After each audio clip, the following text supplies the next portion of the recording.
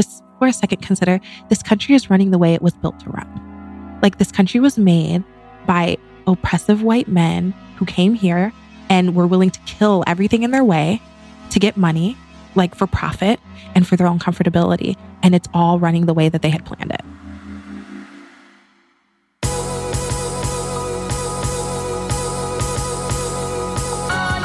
You're listening to the Almost 30 podcast, a lifestyle podcast hosted by Krista Williams and Lindsay Simsick. Tune in for a new episode every Tuesday to hear our honest conversations about topics like wellness, entrepreneurship, spirituality, and self-development with guests who are really smart, really inspirational, and really fucking funny. It's real, it's raw, and it's unfiltered. Inspired by our transition from our 20s to our 30s, we realized it's so much more than that. Our mission is to provide you with the tools, guidance, and motivation to help you navigate any transitions in your life and propel your personal growth. Thanks so much for tuning into the Almost 30 podcast. Here we go.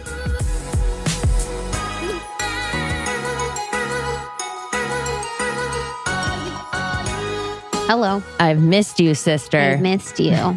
We were good friends yesterday. We had a lunch and no work. We were so good. That's because I was. We were staring at each other in the eyes. Yo, too tired to think about. I've never been, so I guess I've been jet lagged, but not like Australia jet lag. Yeah, and I've just been having weird wackadoo dreams. Same. Yo, I had a dream last night that like I was looking at Earth from really far away, and there was like comets that were just missing Earth. But then at one point, our Earth got hit by a giant asteroid. Cool. I know. And I have a great day, everybody. Literally. Hey, hug your family. Bye. Hey, star seeds. Yeah, make sure to enjoy that dessert because it's all over. And then there's always these kids that I used to babysit when I was like 14 for a few years. They're always in my dreams. Really? And they're always like, we're always having fun, like being cute. And they're always in my dreams. And these kids I have not seen in 15 years. It's not weird. That's so weird. I wonder if you should. Them. You should probably reach out to them. They're like the kid Colin is probably hot as hell, and he's probably 17. So I remember he was like a little boy. I was like, "You're gonna be." I am very attracted to 18-year-olds. 100%. I was like, "Oh, you're probably fine." You're like, you don't even know how hot you are. You little stallion. I had a weird dream the other day that this guy in like a gang, or what I perceived in my dream to be a gang, like showed up at my backsliding door. And I always kind of have this thought. I'm like, oh, what if anyone ever climbed a tree and jumped onto my little balcony? Anyway, he was there and like enticed me with a puppy and was like, here, open the door. And like he came in and totally took me hostage for like 3 days. Really? It was so weird. And then I kind of had not in love with him, but I had a love for him because I could see his pain. Totally. Do you know what I mean? Then what? So then I was like, He's already in your apartment. I didn't want people. No, we didn't. I didn't want people to kill him. I didn't want people to come save me and kill him. Yeah. So I was like, no. Like, so you suffered. Yeah, probably. Working through it.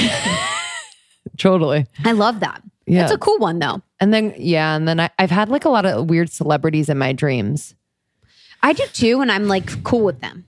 Like it makes me proud. You know who's actually always in my dream? Khloe Kardashian. Oh, really? She's my homie in all of my dreams. That's so funny. We're straight up homies. Like we're like friends. Like I'm always like the Malika. And it's very fun. You're so Malika. I'm so Malika. Actually, I don't even know Malika, but it is like cool. I'm like, oh, you guys are my people. Huh. That's so cool. Isn't that funny? Yeah. Because I love her. I loved her. Yeah, I love her. I Dude, respect True her. is the cutest thing I've ever seen. Yeah, I haven't even seen her. Is she cute? Oh my God. You could just eat her little thighs for dinner. She's so cute. Oh. I mean, Khloe filters the fuck out of her baby anytime she shoots her. I know. The baby filters. I'm like, so is she that cute? Yeah, you're like, is she a human? Like, what is that? She's literally like this little angel poof. So when I was sick last week or the week before, it was like, or 2 weeks ago, whatever. I did as I do. I watched full Kardashians. Yeah. Because I needed to chill. I've been on a little tip of crazy. And I have been a little deep in I'm just breaking every paradigm in my life. And it's kind of getting a little overwhelming at times. And so I was like, all right, I need some like Kardashian. And I was watching the episode where they found out about Tristan. Yeah. I saw that one. Did you see? And how Khloe handled it? Khloe's the shit. Kim's always the most immature one, but yeah, keep going.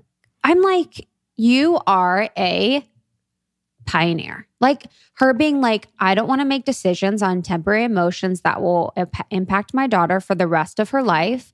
I know Tristan wants to be here. I want her to have memories of him here. You know, babies can't remember that much, but like so good. She was almost like a mother before she was a mother. She was like, she was just really so calm. And like, that is so thoughtful of her, you know, whatever. Everyone can do what they want to do. If she could, but it's like, it is his baby too, you know, as much as whatever happened. And that was, you know, very shitty if their agreement was to be exclusive with one another and he wasn't. I just thought that was great how she handled that. Yes. Because then it also just put her family in line because it isn't about, in that moment, it is about the birth. My God, I love the grandma was like, can't you find a different type? I know. She's like, can't you date an accountant? I was like, sweet grandma who is like literally 90 pounds and doesn't have a curve on her body. I'm like, soaking wet. I'm like, so where did everyone get the curves? Oh my God. Though that shit ain't genetic if grandma's part of the Of course it's not genetic. Dude, imagine Grandma Kim with that ass. Yo, what the hell? I want her to dress up as them for Halloween. Who? The grandma. Just having a huge tush. Sometimes I wonder the camera angles. I think that they purposely don't have the ass in the camera angles because it's almost unbelievable. Yeah, I think, yeah. It's honestly, sometimes when I see them, each one is unbelievable for different reasons. Yeah, unbelievable. I'm like, wow, that's unbelievable. Because Chloe's is more, I don't actually want to talk about this. I do too, actually. Sorry. I'm over it. Anyways, yeah, thanks for stopping us. Anyways. Love all asses. Oh, so we were away. So we've been away from each other for like 10 days. 10 days. I realized I'm not really a good texter when I'm away. I'm actually not that good of a texter anymore. I used to be a good texter. I'm not a good texter anymore. I think that's kind of nice.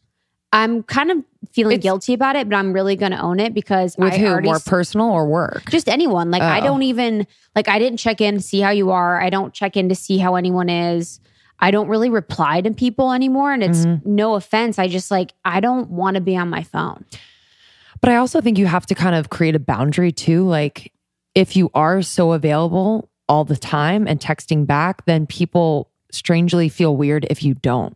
Yeah. So it's almost like you have to teach people. Yeah. In a weird way. But Yeah. I feel you, but I didn't feel that way. I know. You're I know on you don't vacation, care. and you're also on the other side of the world. Yeah. I know I want to talk about it. I went on a solo little vacation, just a couple days just to get away after Thanksgiving because I worked. I always get like kind of anxiety. Like I'm excited and then I get anxiety because you just never know like who's going to be there, how crowded it's going to be, like what there is to do. Is it going to be weird that I'm there by myself? I quickly get over it, but there's always like that time in my hotel room where I'm like, I'm just like, I'm doing like weird things. You're like, babe, are you ready? I'm like painting my eyebrows 5 times over. I'm like, is this too bushy? You need a moment to settle in being alone. Yeah. You need a moment, dude. It's very interesting. I took so many baths. You have to it's a fear. You have to really get over it. You have to be like I do at my house, dude. Sometimes I'll be like, yeah, turn off the fucking phone. Turn off the podcast. Turn off the shit and like be quiet. And I get a little... I had this weird thing where I felt guilty that I was getting ready to go to dinner. Or like this weird feeling of like, are people going to think that's weird that... Because I not get ready, but I was in like nice clothes and I did my makeup and I straightened my hair. Like... Love it. But it felt weird. I was like, what are people going to think that I'm a hooker at the bar? To be completely honest, that's usually the thought. Been a hooker many times. But anyway, so it was a very small place. It's called Hotel Joaquin in Laguna and not sponsored. It was kind of like almost like a home. So the staff was almost like a family to one another. So it was really, really nice. And I went to the bar to have dinner and I had seen this guy kind of like in a suit walking around like earlier in the day. And then I saw him at the bar and I was like, oh, maybe he works there, like whatever. And just one of those guys that like wears a suit and is kind of like a character. Like probably wears a suit. My eyes are rolling 95% of the time, right? Yes. And I was like, obviously judging. I'm like, oh, this guy's probably a trip and a half. You know what I mean?